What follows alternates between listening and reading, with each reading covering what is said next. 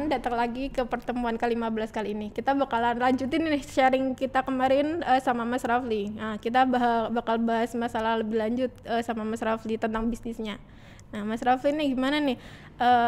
Kan mestinya kalau udah kerja apa punya bisnis sendiri tentu ada omset nih. Kira-kira boleh tahu nggak sih omset sebulan itu berapa sih? Oke. Kalau sebulan itu yang bener-bener untuk pegawai, yang bener-bener yang sekarang udah tak pegang sendiri itu sekitar 94-an juta. Itu hanya untuk buat pokok, belum kayak misalkan operasional yang mungkin berapa bulannya berapa gitu-gitu. Ya paling sekitar 100 sampai 130-an.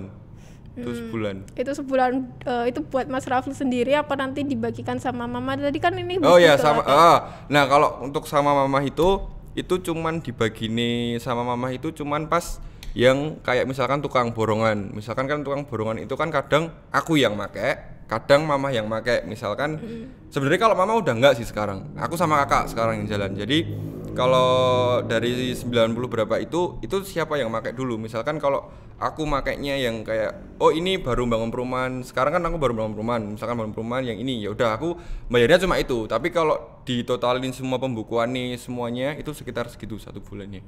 Kayak. Nah, kan kita nih di kampus nih di kuliah ini kan bahas tentang bisnis model kanvas. Nah, itu isinya tuh tentang bagaimana sih cara menentukan customer dalam sebelum memulai bisnis, cara menentukan channel atau nanti gimana cara mencapai customernya gimana, terus nanti ada juga key activities, key resourcesnya. Nah itu Mas Rafli sendiri nerapin nggak sih apa sih yang namanya BMC? Jadi sebelum memulai bisnis tentunya ada konsepnya kan? Iya, udah. Itu awal pertama kali kalau masalah kayak itu kan lebih ke marketing juga ya Mbak. Itu kalau sama customer kalau di tempat kayak misalkan contoh yang paling simpelnya kayak misalkan oh ini selamat datang kayak ngucapin dan lain-lain kayak gitu-gitu itu pasti awal-awal pertama kali belajar juga kayak gitu terus habis itu yang misalkan kalau masalah channel yang kayak cara memasarkannya itu ya udah misalkan kalau di rumah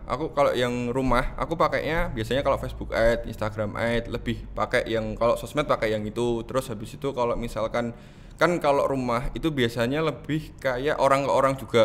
Nah itu marketing yang kayak gitu kalau nyebutnya kalau rumah itu makelar ya lebih di situnya. Itu kalau di istilah marketing itu namanya direct marketing, pemasaran langsung. Iya itunya. Lah itu kalau apa namanya? Kalau face to face secara langsung biasanya kalau rumah itu ya udah survei tempat misalkan apa, kalau enggak lebih ke unggulan sih Mbak lebihan. Kalau misalkan kayak gitu lebih apa yang ada di situ diunggulin di situnya sih. Di situnya. Mas Raffi ini kan setelah lulus SMA kegiatannya cuma ngurus bisnis saja atau gimana?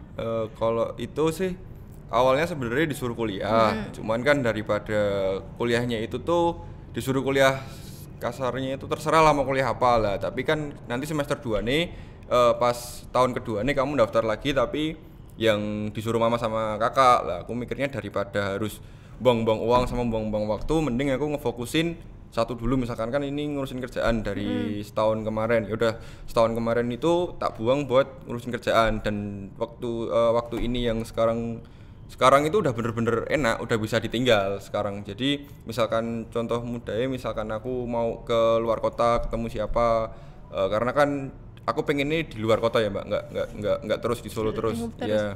Terus habis itu ke luar kota cari tanah buat membangun pabrik lagi di sana.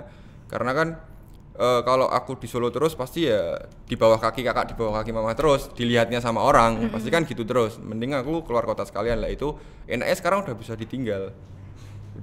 ditinggal. Jadi makanya kayak wong keluar kota beberapa hari aja tak tinggal, alhamdulillah aman kok. Kenapa kok buat sekolah kuliah dan itu kewajiban kan yang harus dilakuin buat nyenengin Mama juga Kakak, dan itu juga buat aku juga. Jadi mending ya wis lah daripada kayak gitu terus, ya udah mending kuliah gitu. Nah kan kuliah kan di Solo kan ambilnya. Iya, ambil di Solo. Ada ketertarikan ambil kuliah tentang bisnis atau enggak sih Mas? Oh enggak, jauh banget sama bisnis, jauh banget. Disuruh jauh banget sama bisnis. Jadi ambilku sekarang teknik informatika itu di Solo. Terus habis itu nyari Nyari referensi kalau misalkan referensi kalau dibilangin di kuliahnya malah referensinya beda banget kan, mesti kan kalau misalkan kalau kita malah kuliahnya di bisnis atau di apa, mungkin kita juga nambah koneksi, nambah link, nambah teman-teman yang mungkin ngebuat referensi kita nambah juga lah. Kalau ini aku bener-bener blank, jadi bener-bener ya kayak dulu waktu SMA, maksudnya mau nggak mau harus cari di luar dulu, ketemu sama siapa, harus gimana, harus apa, ya harus gitu, harus pinter-pinter milih teman juga sih sebenarnya.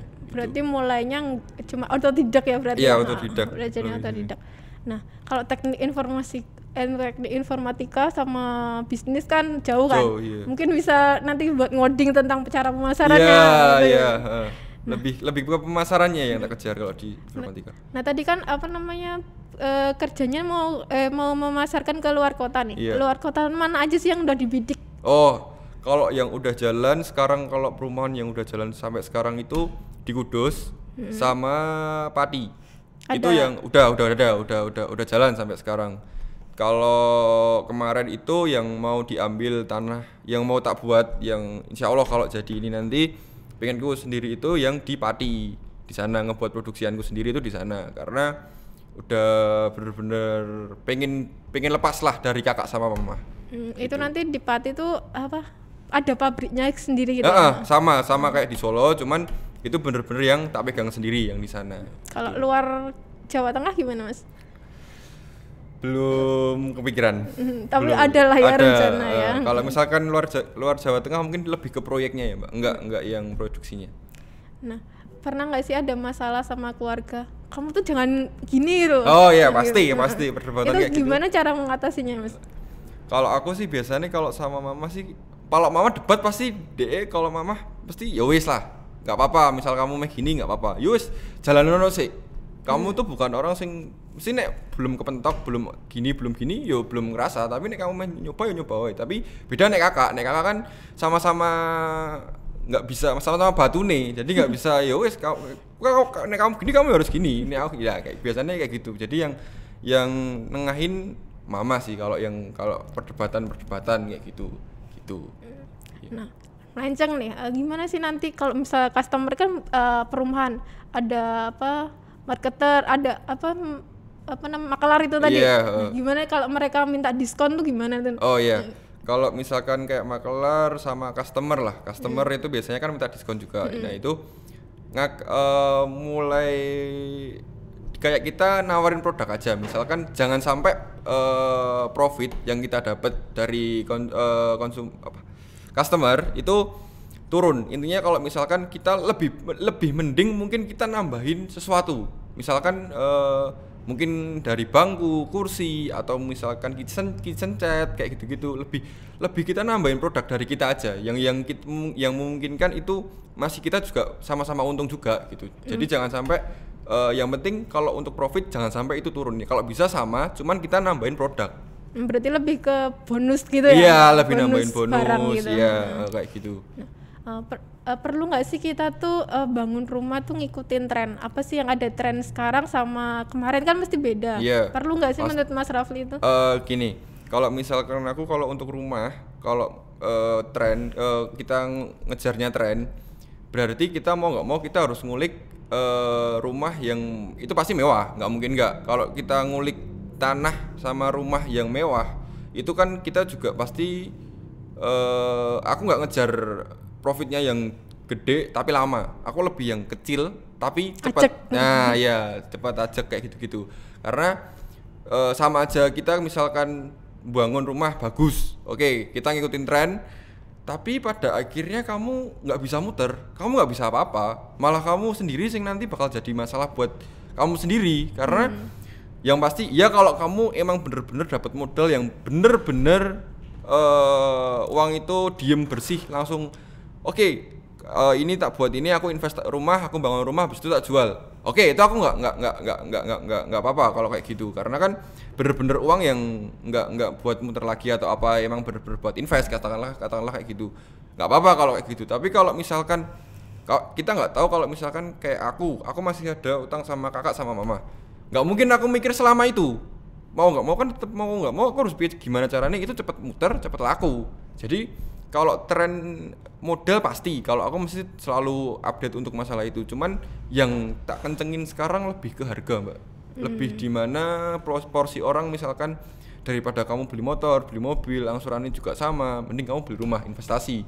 Paling enggak ketika kamu investasi di rumah itu aku ngebangun mindsetnya itu tuh biar kalau misalkan kamu besok one day, kita juga nggak tahu kan Mbak, maksudnya kan kalau tanah kan pasti naik, nggak mungkin turun, rumah juga pasti naik, nggak mungkin turun. Oke, mungkin kamu bisa debatin masalah kayak perawatannya gimana nanti gini, cuman kan nggak secepat misalkan kamu kayak mobil, motor, beli yang itu pasti harganya turun dan perawatannya pun juga mungkin mahal.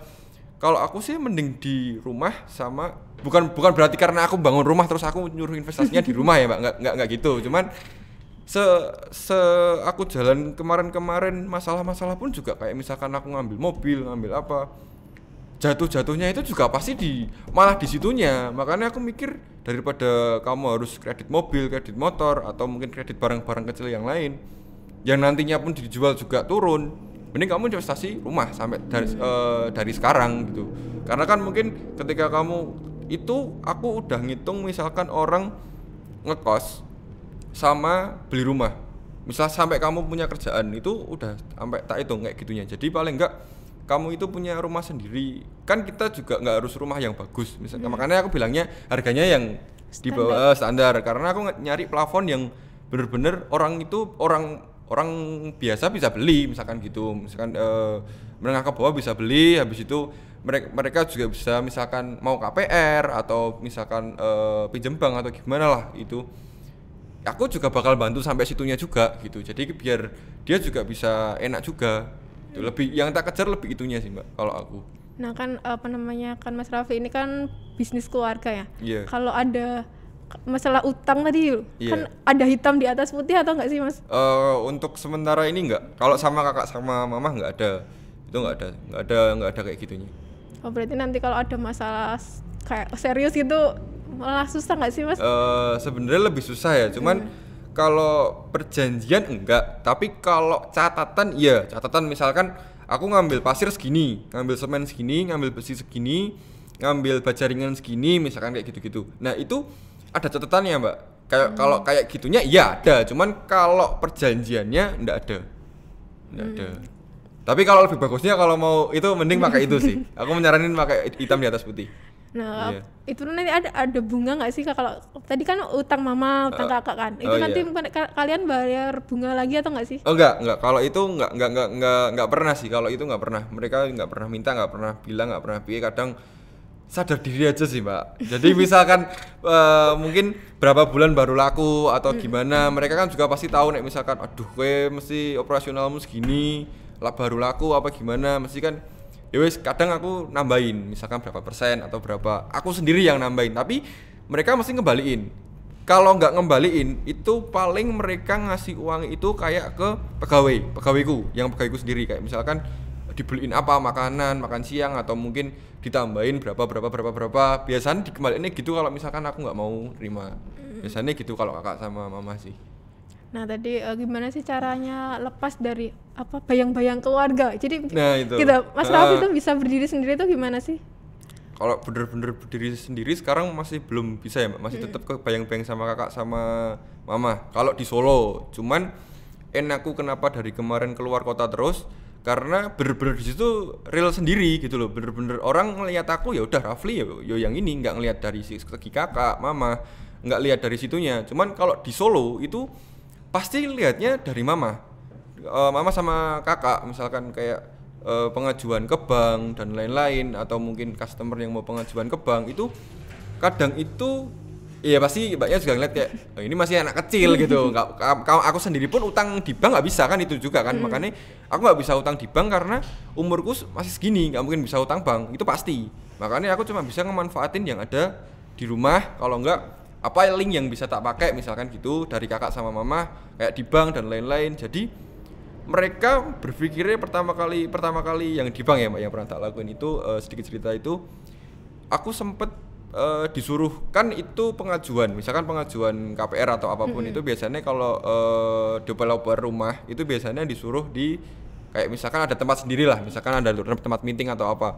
Itu sempat aku disuruh nunggu di yang itu, yang biasa tempat umum.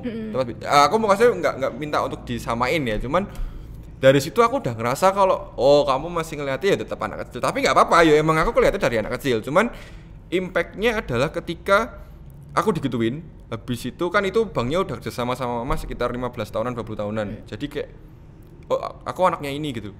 Oh ya masih kalah langsung gini langsung. Dari situ kerasanya nggak enaknya di Solo itu kayak gitu. Maksudnya kalau di luar kota mungkin emang aku juga dipandangnya kayak gitu sama. Cuman kan bener-bener ya udah aku dari nol, nggak apa-apa. Misalnya dilihat itu pun juga mereka ngelihatnya aku nih, nggak ngelihat dari segi mama sama kakak gitu. Makanya yang nggak enaknya kalau sampai sekarang aku agak kurang, kenapa kok di Solo cuma ngembangin, kenapa nggak membuat sendiri lagi di Solo juga kan juga bisa sebenarnya, lebih enak juga. Cuman nggak, karena aku mikirku tetap aku bakal dibayang-bayang kaki mama sama kakak terus kalau misalkan aku di Solo. Yang tak pikir itu. Nah, apa nih menurut Mas Rafli ini, menurutnya kunci bisnis sukses itu apa sih bagi Mas Rafli itu? Yang masih ibadah lah pasti. Itu orang yang paling tua, karena kan kalau aku orang tua yang paling doa ibu ya? Doa ibu itu pasti. Itu minta kalau bisa ya, kalau diskusi ngobrol apapun jelek buruknya ya sama orang tua ya, walaupun aku nggak segitunya juga, cuman paling nggak aku hampir semua kalau misalkan aku baik buruknya aku pasti cerita sama mama, karena kan yang paling bisa nerima mama. Terus habis itu kan udah ditinggal bapak dari kecil, jadi aku ngelihatnya kakak itu ya bapak gitu, karena figurku dari kecil untuk figur bapak dari kecil itu nggak pernah ada di aku. Makanya aku mikirnya ya udah, yo bapakku itu ya kakakku itu, bapak sama mamaku itu ya kakakku sama mamaku itu. Aku sih kalau mending kalau misalkan minta doa restu sama ibu yang paling tua, misalkan sama kakaknya yang paling tua atau gimana, ya tetap gimana ya, tetap minta doa, minta restu. Kunci suksesnya doa ya. Iya, doa ibu terutama ya. Nah, mungkin nih teman-teman di sini ada yang tertarik nih sama menekuni bisnis sama yang serupa Mas Rafli ataupun beda. Nah, teman-teman di sini kan juga banyak yang kerja. Mas Rafli sendiri bisa kasih tips nggak sih buat mereka mau memulai bisnis tuh gimana? Gitu. Kalau yang sekarang mikir mungkin mereka kerja buat cari pengalaman, buat gini itu lebih bagus lagi, dan aku malah cenderung buat kalian yang mungkin bisa kerja sambil kuliah sambil kerja itu ikut sama orang itu bener-bener tak saranin banget, karena kamu bakal dapat koneksi, dapat wawasan, mungkin pelajaran dan lain-lain untuk sistem gimana, jual gimana, terus produksi gimana, HPP-nya berapa, ngitungnya gimana, ya kan kayak sistem ATM, amati, tiru, modifikasi, ya udah gimana caranya kamu modifikasi aja dari situ. Mending kalau pas bisa kerja sambil kuliah kayak gitu-gitu ikut orang gitu, itu bener-bener menurutku kamu orang paling beruntung gitu loh, karena aku pengen kayak gitu nggak boleh sama kakak sama ibu. Jadi itu saranku kayak misalkan kamu mungkin ada orang yang kadang-kadang ya udah aku kerja sama orang habis itu ngumpulin modal gini ya, jangan diambil modalnya aja, maksudnya pengalaman dari situnya, kayak misalkan koneksinya itu tadi yang aku bilang tadi, mending dikembangin lagi, karena maksudnya kamu lebih dua kali lipat langkah daripada orang-orang yang mungkin dia nggak ada pelajaran sama sekali, bener-bener langsung pure bisnis, atau mungkin sekolah atau gimana. Dan jangan pernah, kalau untuk yang sekolah pun aku juga ngebilangin jangan ngeyel lah, maksudnya misalkan orang tua bilang wes kamu pokoknya sekolah dulu aja, jangan sama kerja dan lain-lain, ya mending ya udah yang penting berarti kamu mending fokus sama kuliahmu dulu aja, apa mungkin SMA-mu dulu, apa sekolahmu itu wes pokoknya kamu sekolah itu dulu aja sampai selesai, bener-bener mama sama papamu itu paling enggak ngebayarin kamu kuliah itu ada manfaatnya. Ya aku sih lebih ke situnya, jadi jangan sampai bantah sama orang tua sih, soalnya nanti pasti ada impactnya di belakangnya, itu pasti ada impactnya, nggak mungkin cuman kayak ngeyel ya. Oke, ya alhamdulillah kalau mungkin ada yang banyak kejadian ketika ngeyel mungkin jadi ya, tapi kan kita mending main aman kalau untuk masalah itunya. Kalau untuk masalah bisnisnya kamu mau gimana lah, itu monggo. Itu kan tinggal kalau mau gimana tapi doa orang tuamu jalan terus ya pasti tetap aman kan gitu bilangnya. Iya. Lebih di situnya sih. Nah, udah nih. Thank you banget ya Mas Raffi atas waktunya. Sangat menginspirasi. Teman-teman yang lainnya juga bisa diharapkan bisa mengambil sisi positifnya dari Mas Raffi ini. Terus semoga yang nonton bisa mengambil hikmahnya. Sukses terus buat Mas Raffi dan bisnisnya. Sekian, terima kasih. Wassalamualaikum warahmatullahi wabarakatuh.